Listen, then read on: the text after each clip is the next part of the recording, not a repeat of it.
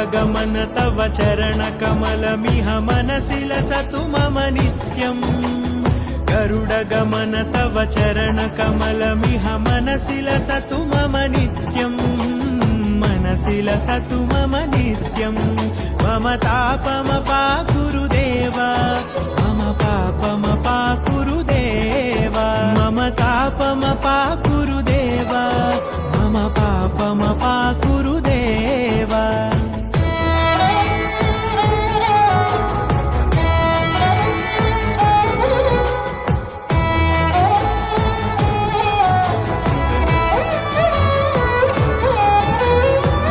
जनयन विधिनमुचिहरण मुख विबुध विनुत पद पद्मा